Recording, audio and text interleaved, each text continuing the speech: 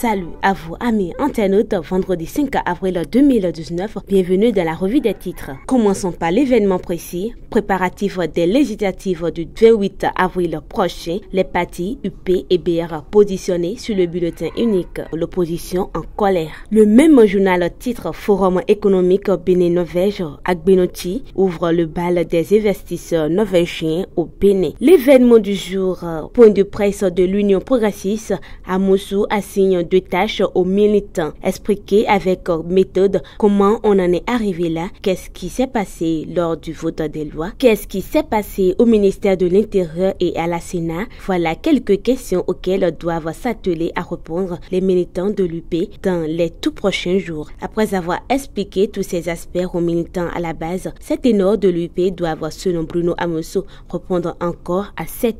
Toujours l'événement du jour, renforcement du personnel de la justice béninoise. Le gouvernement annonce le recrutement de 20 auditeurs de justice. Le quotidien Béninois Info, passation de charge à l'hôpital de zone de Savalou. Massimo Koutaï cède son fauteuil à Mesmin Totin. Le quotidien de service public La Nation, développement de l'accès à l'énergie moderne. La ligne de transport Sakété-Tanzon inaugurée. La fraternité législative 2019, la plateforme des OSC appelle à la sauvegarde de la paix. Le même quotidien titre bilan de l'effondrement d'une colline à Djougou, 3 morts et un blessé grave. Les 4 vérités dysfonctionnement dans la gestion des UICA Grand à Gonvi. Les opérateurs dénoncent le jeu flou du préfet Apiti et appellent talon au secours. Les 4 vérités toujours, enseignement supérieur, 100 017 candidats inscrits pour le bac 2019. Le meilleur face au remous autour des législatives prochaines. Claudine Prudencio invite ses pairs à la préservation de la paix à tout prix. Toujours le même quotidien, extension du réseau électrique de la SB2E, les départements de l'Ouémé Plateau dotés d'une ligne haute tension souterraine. Le soleil levant, un faussaire arrêté au service d'intervention rapide douane Atlantique littorale. Un individu se faisant passer pour un collaborateur de Marcelin Laourou démasqué. Toujours le soleil levant, législative 2019,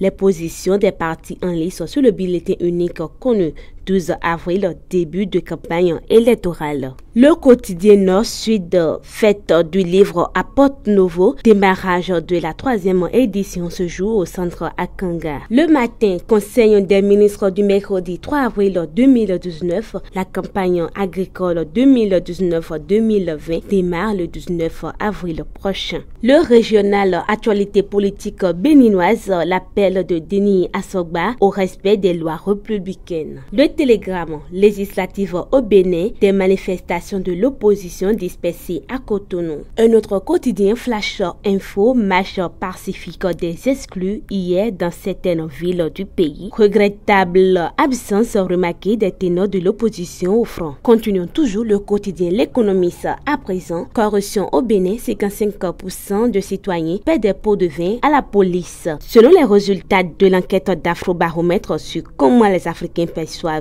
la prestation des services publics publiée le mardi 2 avril 2019. Hors des frontières béninoises à présent, le Béninois libéré, triste fin d'un règne au pays des Bongos, super à conversi, viré et interdit de ce jour au Gabon. Ce sera tout pour aujourd'hui, amis internautes. À lundi prochain pour une autre séance de revue des titres. Bye bye!